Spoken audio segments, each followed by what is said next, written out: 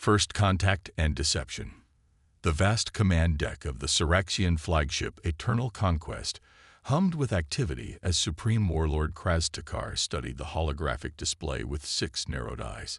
His scaled hands, each bearing 7 clawed digits, manipulated the projection showing 5 small vessels approaching Syraxian territory. Is this some kind of insult? Kraz voice rumbled through his breathing chambers. 5 vessels.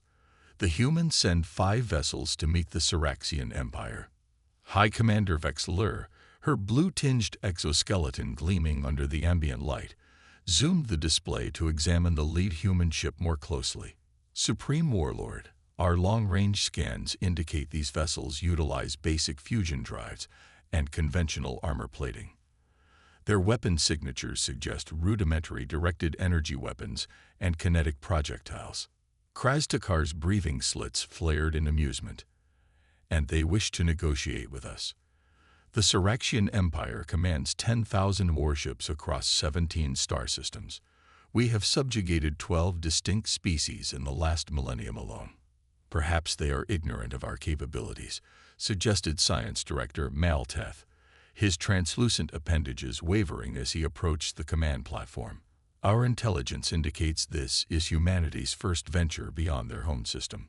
The Supreme Warlord descended from his elevated position, towering over his subordinates. At nearly 3 meters tall, his crimson battle armor accentuated by the ceremonial markings of 100 victories, Kraz was the embodiment of Syraxian dominance. Prepare for their delegation, he ordered. Let us see what these primitive creatures have to say before we decide whether their system is worth conquering. Aboard the UES Horizon, Commander Ilara Hayes studied her reflection in the polished surface of her quarters. The formal blue and silver uniform of the United Earth Fleet fit perfectly, its minimal decorations belying her distinguished service record. At 42, Hayes had climbed through the ranks during Earth's turbulent unification wars before being selected to lead humanity's first deep space diplomatic mission. Commander, her second-in-command, Lieutenant Commander Jackson Wei, appeared on the communication panel. We're receiving docking instructions from the Syraxian vessel. Acknowledged, Hayes replied, fastening the small insignia pin on her collar, the only personal touch allowed on the uniform. The pin, shaped like an ancient compass, had belonged to her grandfather, a naval captain on Earth's oceans. Assemble the delegation team. Standard protocol. The human delegation, consisting of 5 officers including Hayes, was escorted through the massive Syraxian warship by automated drones. The scale of everything. Corridors twice the height necessary for humans, weapon emplacements visible at every junction, crew members of various species moving with military precision, seemed designed to intimidate. The observation deck where they were received offered a panoramic view of space and the human vessels, which looked tiny against the backdrop of the Syraxian fleet. Supreme Warlord Kraz sat upon an elevated throne, surrounded by his command staff. Supreme Warlord, Hayes began with a formal vow. I am Commander Ilara Hayes of the United Earth Fleet. On behalf of the United Earth Government, I extend greetings and our desire for peaceful relations. Kraz translator converted his rumbling speech into English. Commander Hayes, the Syraxian Empire acknowledges your delegation. The pause before the last word carried clear disdain. Though I must admit, sending such a modest fleet seems an unusual choice for a first contact. Hayes maintained her diplomatic composure. We come with peaceful intentions, Supreme Warlord. Our vessels represent an exploratory mission, not a military statement. Of course, Kraz replied with what passed for a smile among his species. The Syraxian Empire has encountered many emerging civilizations. All find their place in the galactic order eventually. Science Director Malteth floated forward. Our scans of your vessels show interesting technological solutions, though somewhat rudimentary. We are particularly curious about your propulsion systems. Lieutenant Commander Wei stepped forward, carrying a small container. Perhaps this might be of interest, he said, opening it to reveal a small crystalline device pulsing with blue-green light. a token of goodwill from Earth. Malteth's appendages extended toward the device, hovering just above it as sensors within his body analyzed its properties. His posture changed subtly. Fascinating. This appears to be some form of energy matrix, highly efficient for its size. A simple power cell, Wei explained modestly. We use them for various applications. Hayes noticed the subtle exchange of glances between the Siraxian officials. The crystal was deliberately basic, a technological trinket designed to establish humans as advanced enough to be interesting, but not advanced enough to be threatening. We would be pleased to establish trade relations, Hayes continued. Earth has various resources that might be of value to the Siraxian Empire. Resources. High Commander Vexeler's translator conveyed her skepticism. What could your single system possibly offer the Empire? Biological diversity, cultural artifacts, and perhaps some technological exchange, Hayes replied. We are eager to learn and grow through peaceful interaction. After the formal meeting concluded, the human delegation was escorted to guest quarters aboard the Siraxian vessel. Once the privacy field was activated, Lieutenant Wei turned to Hayes. They bought it completely, he said quietly. They think we're practically primitives. Hayes nodded. Science Officer Patel, what did their scans detect? Dr. Amara Patel consulted her specialized contact lenses, which displayed data only she could see. Exactly what we wanted them to. The quantum shielding worked perfectly. Their sensors only detected the outer hull configurations and the conventional systems we allowed them to see. And the crystal? Hayes asked. A calculated risk, Wei acknowledged, but necessary to establish our credibility without revealing too much. They detected its basic energy signature, but missed the computational matrices embedded within. Their fleet is massive, Security Chief Rodrigo Alvarez noted. Over 200 capital ships in this sector alone, based on what I've observed. Their weapon systems are impressive. Plasma-based energy weapons, gravitational disruptors. Hayes moved to the viewing portal, watching Siraxian crew members in the distance.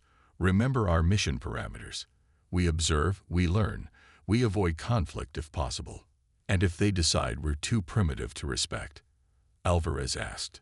Hayes turned from the viewport, her expression determined but calm. Then they'll learn that humanity's appearance of weakness is our greatest tactical advantage. Aboard the Eternal Conquest, Supreme Warlord Kraz Takar convened his senior staff in a secure chamber. Assessment, he commanded simply. Science Director Malteth projected his findings. The human vessels are indeed basic by our standards. Their propulsion systems are conventional fusion drives, their hulls composed of titanium graphene composites. Weapons appear to be limited to basic laser arrays and railgun technology. Primitive, High Commander Vexeler confirmed, though I find their confidence curious given their obvious technological disadvantage. The crystal they provided, Malteth continued, shows some advancement in energy storage technology, perhaps their one area of notable achievement. Still, nothing that challenges our technological supremacy. Kraz Takar paced the chamber, his claws clicking against the metallic floor. These humans occupy a resource-rich system with 9 planets. Our scouts report considerable mineral wealth on several worlds. Their technological level poses no military threat, yet they display the confidence of equals. Perhaps it's simply ignorance, suggested Vexeler. Many species fail to comprehend their place in the galactic hierarchy until properly educated. The Supreme Warlord stopped pacing. Send a squadron to conduct a routine patrol near their vessels. Let's gauge their reactions when confronted with actual power. The following day, 5 Siraxian cruisers moved into position around the human vessels, which had remained in formation near the meeting point. The cruisers, each measuring nearly a kilometer in length, dwarfed the human ships. Commander Hayes received the transmission in the command center of the horizon. Human vessels, this is Squadron Leader Dresmar of the Siraxian Empire. We will be conducting standard security protocols in this sector. Maintain your positions and prepare for detailed scanning procedures. Hayes exchanged glances with her bridge crew before responding. Syraxian vessels, we acknowledge your notification. However, we must remind you that detailed scanning of diplomatic vessels without prior agreement violates interstellar protocols. A harsh laugh came through the communication system. Protocols exist between equals. Commander, the Syraxian Empire determines what is appropriate in our territory. The Syraxian cruisers activated their scanning arrays, bathing the human vessels in penetrating energy fields designed to bypass any security measures. They're attempting to breach our quantum shielding, reported the tactical officer, Lieutenant Kim. Hayes nodded calmly. Allow minimal data leakage. Pattern Omega-3. On the Syraxian command vessel, Squadron Leader Dres Mar received the scanning results with growing frustration. Something is interfering with our deep scans, he growled. Their hulls appear to be somehow resistant. Impossible, his technical officer replied. Their technology shouldn't be capable of blocking our scanning arrays. Dres Mar's patience evaporated. Activate tractor beams. We'll bring their command vessel in for direct inspection. The massive Syraxian cruiser projected energy fields designed to immobilize the human vessel, but the beams dispersed harmlessly around the horizon. What is happening? Dres Mar demanded as warning signals flashed across his command console.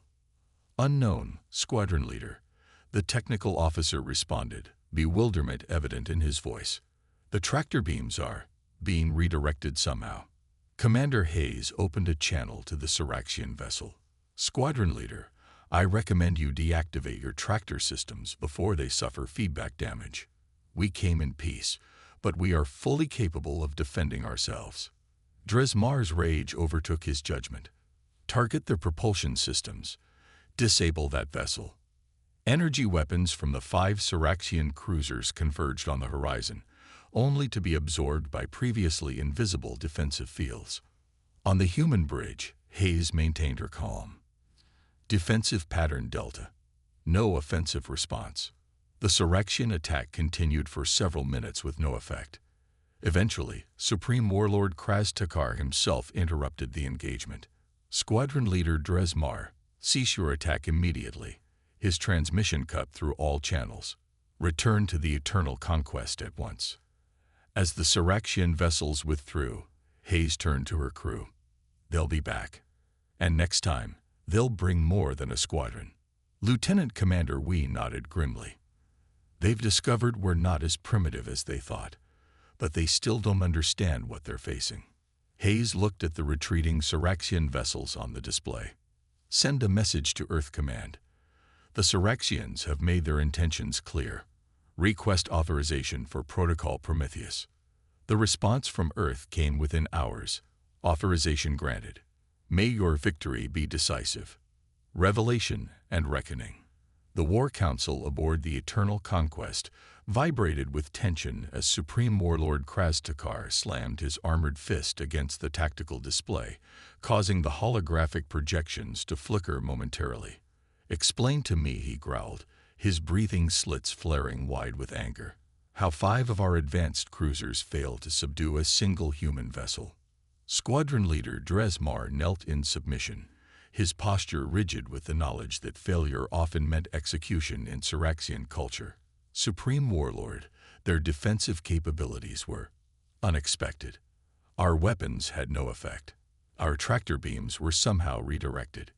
Science Director Mal Teth floated forward, his appendages agitated. I have analyzed all sensor data from the encounter. The human vessels appear to possess some form of energy absorption field unknown to our science. The crystal they presented may have been more significant than we initially assessed. They deceived us, High Commander Vexler concluded, her exoskeleton clicking as she circled the tactical display. Their ships must contain technologies hidden from our scanners.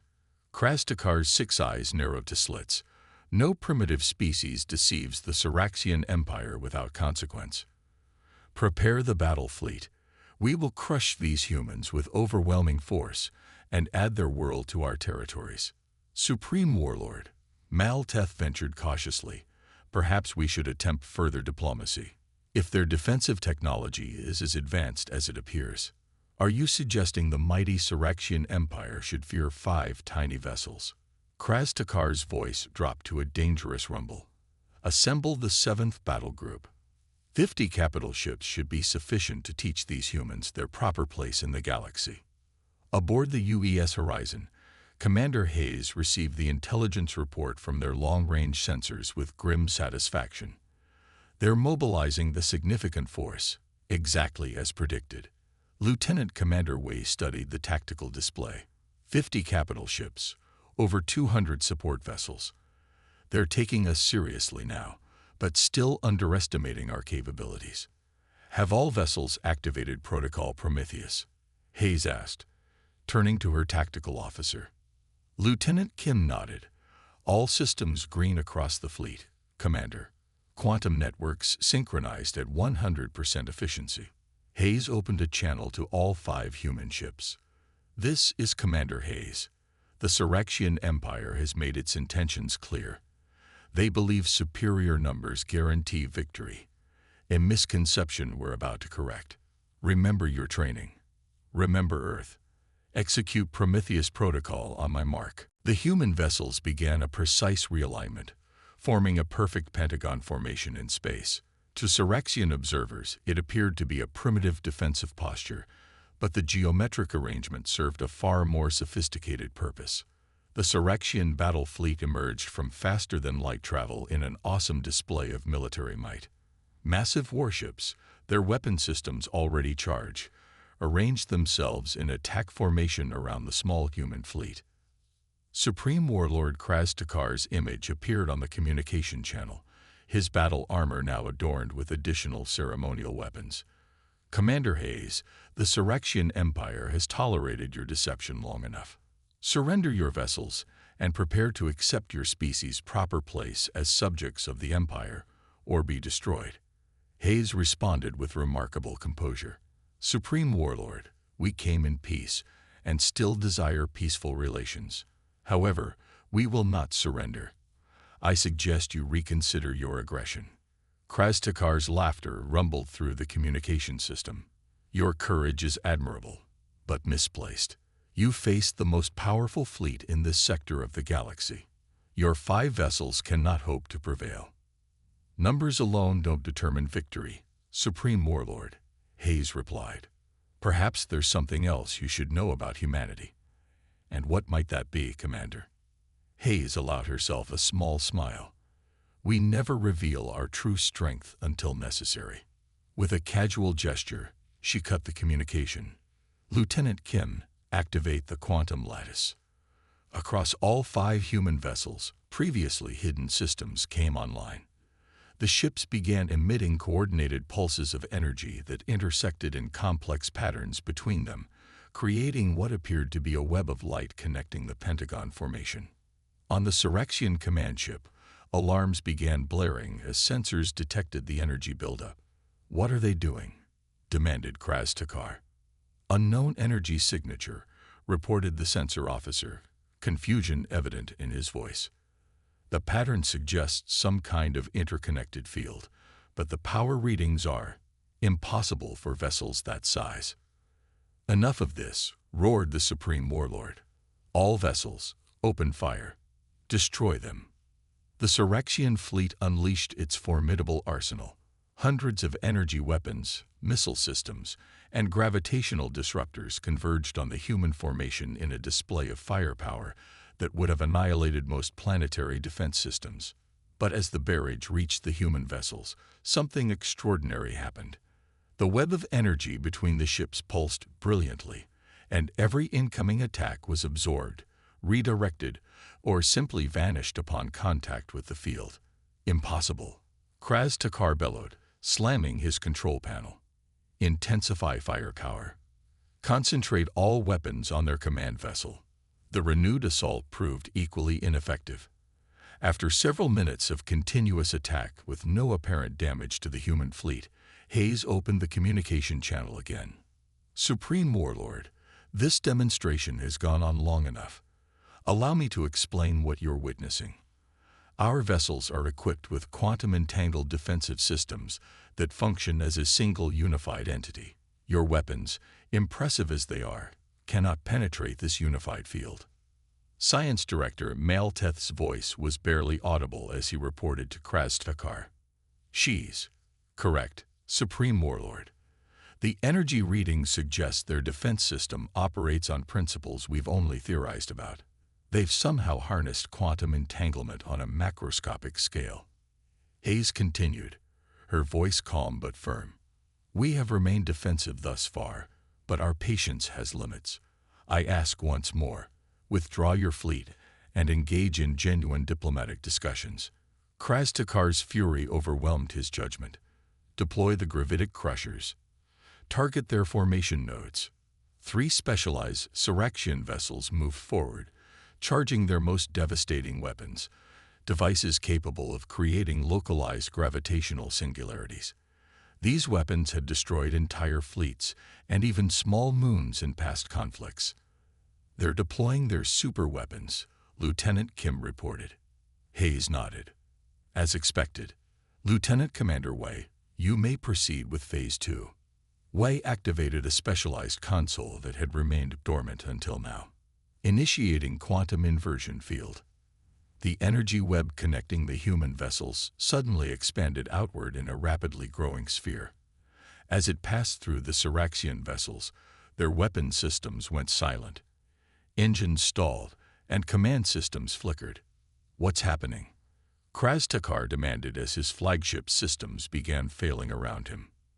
Some kind of energy inversion field, gasped the technical officer. It's disrupting the subspace harmonics our technology operates on. Systems are shutting down across the fleet. Within minutes, the mighty Syraxian battle group floated powerless in space, only life support and basic functions still operational. The gravitic crushers, moments from firing, hung dormant. Hayes opened a fleet-wide communication channel. Attention Syraxian vessels. Your weapons and propulsion systems have been temporarily disabled. This is not a permanent condition, merely a demonstration of our capabilities. The commander's image appeared on every functioning screen throughout the Syraxian fleet. The United Earth government sent this small expedition, not as a statement of our military limitations, but as a test of your diplomatic intentions. Had you chosen peaceful engagement, you would never have witnessed our defensive capabilities. On the command deck of the Eternal Conquest, Supreme Warlord Krastakar faced a situation unprecedented in his long military career, complete vulnerability. How? He finally asked, his voice stripped of its usual arrogance. How could 5 vessels neutralize our entire battle group?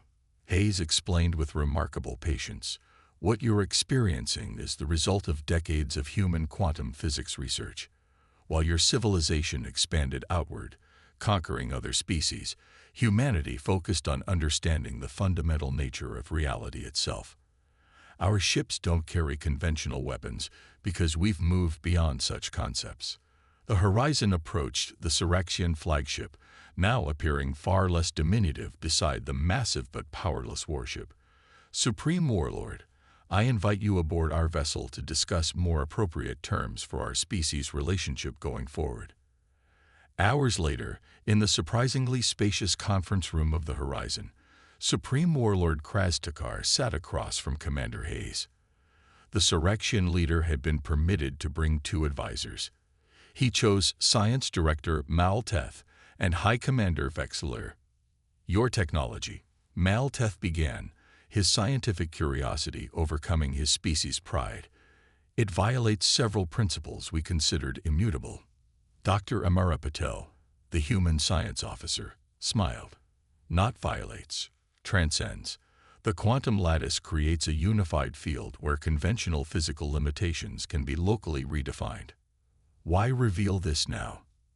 Asked Krastakar, his tone still imperious despite his position. Why not simply destroy our fleet when threatened? Hayes leaned forward. Because humanity doesn't seek conquest or domination. Supreme Warlord, we explore space seeking knowledge and peaceful cooperation. We designed our vessels defensively because our history taught us that true advancement comes through understanding, not subjugation. You could have conquered dozens of systems with this technology, Vexler observed, her tactical mind assessing the strategic implications. And what would that accomplish? Wei asked. More resources to fuel more conquest. Humanity tried that path in our early history. It leads nowhere worth going. Krastekar studied the humans with all 6 eyes. For millennia, the Syraxian Empire had equated technological advancement with weapons development and military might. The concept of a species developing revolutionary technology, primarily for defensive and scientific purposes, challenged the fundamental Syraxian worldview. "What do you propose?" he finally asked. "A genuine alliance," Hayes replied without hesitation. "Knowledge exchange, cultural understanding, mutual respect. The galaxy is vast enough that no species needs to dominate another." "And if we refuse?" Hayes's expression remained calm. "Then we go our separate ways. Your fleet will regain functionality once we depart. But know this. If the Syraxian Empire ever threatens Earth or our allies, our response won't be limited to defensive measures." The Supreme Warlord considered this reality. His entire battle group had been neutralized without a single shot fired by the humans. If 5 small vessels could accomplish this, what might their full fleet be capable of? "I will consult with the Imperial Council," he said finally. "Perhaps there is wisdom in exploring alternative approaches to interspecies relations." As the Syraxian delegation prepared to return to their vessel, Krastekar paused before Commander Hayes. "You could have destroyed us today, yet you chose restraint. This is not a quality the Syraxian Empire has valued traditionally." He paused, seemingly struggling with an unfamiliar concept. "But perhaps there is merit in your approach." Hayes offered the formal Syraxian gesture of respect, a motion she had studied meticulously before the mission. "Supreme Warlord, humanity doesn't measure strength by the ability to destroy, but by the wisdom to know when not to." As the human fleet departed Syraxian space several days later, with preliminary diplomatic protocols established, Lieutenant Commander Wei joined Hayes on the observation deck. "Do you think they'll honor the agreement?" he asked, watching the stars streak by. Hayes considered the question. The Syraxians have built their society around dominance for millennia. Change won't come overnight. But today they encountered something their philosophy couldn't explain: superior technology wielded with restraint. And if they decide restraint is weakness? The commander turned from the viewport, her expression resolute. "Then they'll discover that humanity's capacity for peace is matched only by our capacity for defending it." Throughout the galaxy, word spread quickly of the strange, small human fleet that had neutralized a Syraxian battle group without firing a shot. The message was clear to all who heard it. A new power had emerged among the stars, one that measured greatness not by conquest, but by understanding.